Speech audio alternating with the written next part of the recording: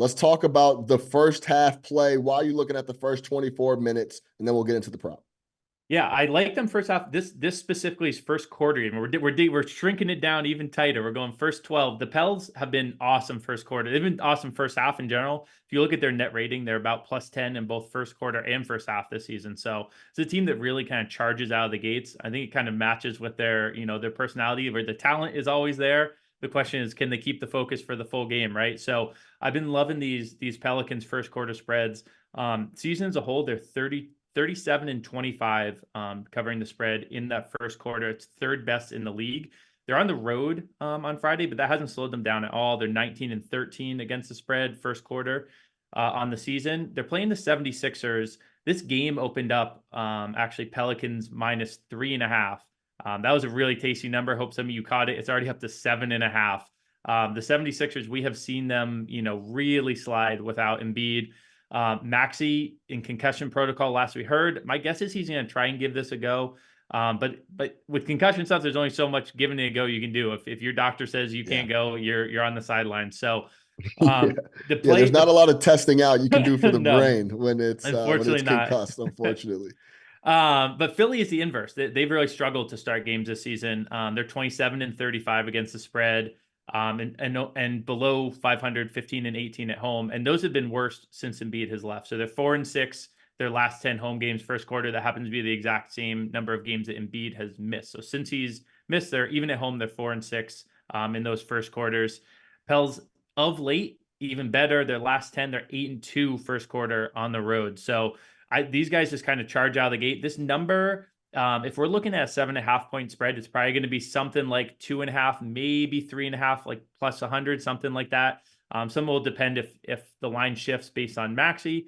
But I'm gonna like this number. What I love about these quarter markets is, I can kind of give them out on the show here. They're likely not going to move to an extreme. The trend is based on the closing number. So even at these closing numbers, the Pelicans have been really good in the first quarter. So I'm going to like it 2.5, 3.5. I don't see any world in which it gets to 4.5. If it is, that probably means another player's out for Philly, like Tobias picked up an ankle or something. So if Tobias misses, don't worry about it. It's a wrap. I actually do think Pelicans in some alt spreads for the full game. Pelicans are a team that love blowing teams off the court, and Sixers are, not in a good place right now. So if you look at Pelicans on some of those big, win by 20, if you can get a good plus money on that, that might be worth a look as well, because these Pelicans can really lay it on teams when they get out to a good start. Yeah, listen, this is one of those spots where it's like, is Philly going to get up for the game? They're coming off 2 extremely bad losses. Yeah. I thought the Nets was going to be a bounce back spot, but I actually stayed off. Wasn't a bounce back spot. They lost. Then I'm like, there's no way. I got -5 on the Sixers versus the Grizz. I thought it was such a good spot. There's just no way. And then I didn't put enough on the handicap that there's legit guys on Memphis that are playing for their livelihood. Yeah. And guys that are on the Philadelphia 76ers aren't thinking about that. So they just wanted it more. They continued to play hard. Shout out Taylor Jenkins, man. He's got those guys. Whoever he has on the roster shows up and plays. And we were talking about this last night. Matt Moore mentioned it. Shout out Jaren Jackson Jr. He lost all his road dogs, and he still continues to show up on a night-to-night basis. So shout out to Memphis Grizzlies. I had to give them some love. But yeah, the cap here is, do these guys care enough to show up and try to avenge 2 terrible losses in a row at home for their fans?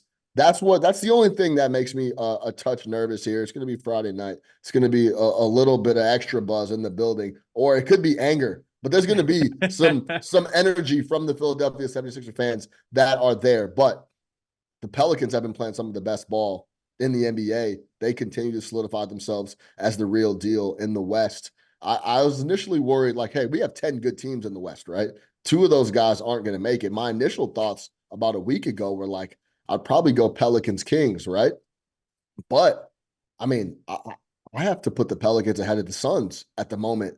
If I had to pick the Pelicans or the Suns to make some noise or stay out of the play-in, potentially, I gotta lean Pelicans. They've been playing that well. I think the key too is last 10 games, 8 and 2 ATS for that number you laid out on the road in the first quarter. Let's hope the Pelicans continue to do what they've been doing, and the Philadelphia 76ers continue to show no pride in their game when they're led by Tobias Harris. Maxey should still be out with that concussion, as Turby mentioned. So always keep an eye on the injury report.